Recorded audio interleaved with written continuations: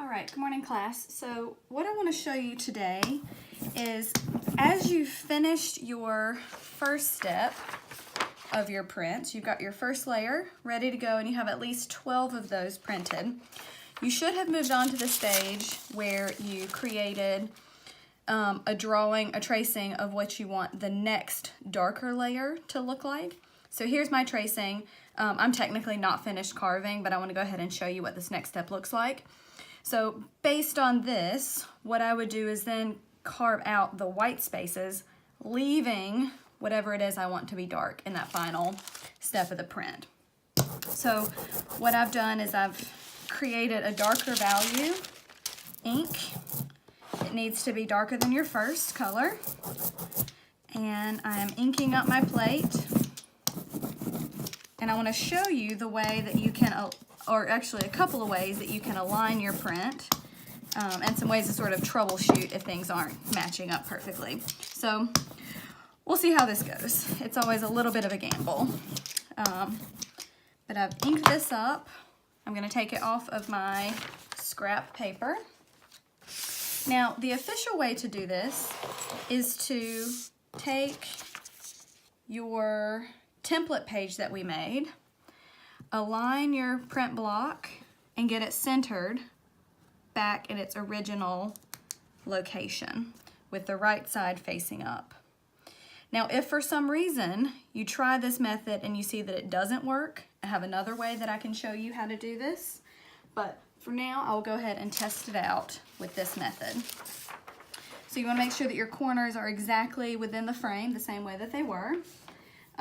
Sometimes the linoleum block likes to curve upward, and that's where you may run into a few problems. So we'll see how this goes. So I'm going to start off with one of my print pieces of paper that's one of my least favorites to just try it out. So in case this messes up, it's not the end of the world. I should have hopefully 11 other pieces to work with. But once you get this inked up, you should be able to, just like before, match up your corners according to the edge of your template page. And then I hold it over here on the right hand side and I very, very carefully roll it downward. Now, what I start to look for right before it hits that edge is I ask myself if it's matched up exactly. And if it's not, I'm going to make very, very tiny, subtle little baby movements to scooch stuff. I need to scooch it down just a hair. And I'm going to try to make sure that that edge, I'm getting down at eye level and looking at it. I'm trying to make sure that that edge matches up perfectly, hopefully. And then if I think it's going to match up, I'm going to slowly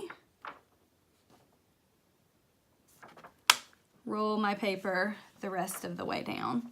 Now you can roll it very slowly. You can have somebody help you align this. Sometimes that helps. I think I can tell I've got mine off just a hair. But I'll go ahead and show this to you just so you can see.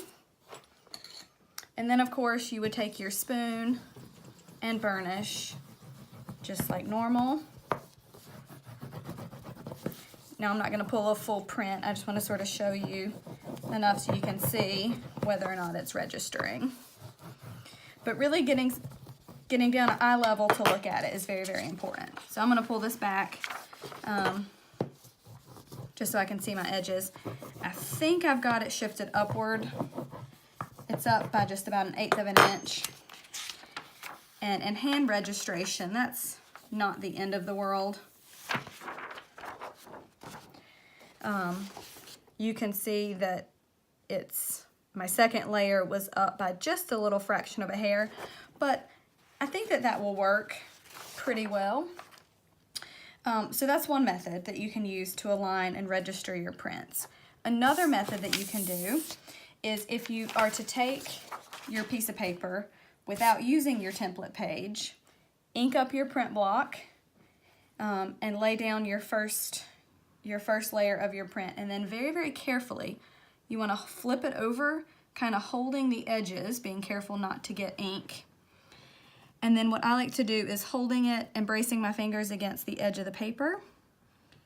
I try to match up one corner, roll it down and match up the other corner,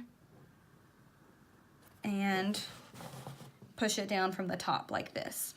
Now that also is potentially problematic. It's kind of difficult to get it aligned that way, but once you do that, you can give it a really good press from the back, slide it very carefully to the edge of the table, and flip it up and over, and then use a spoon to burnish just like before.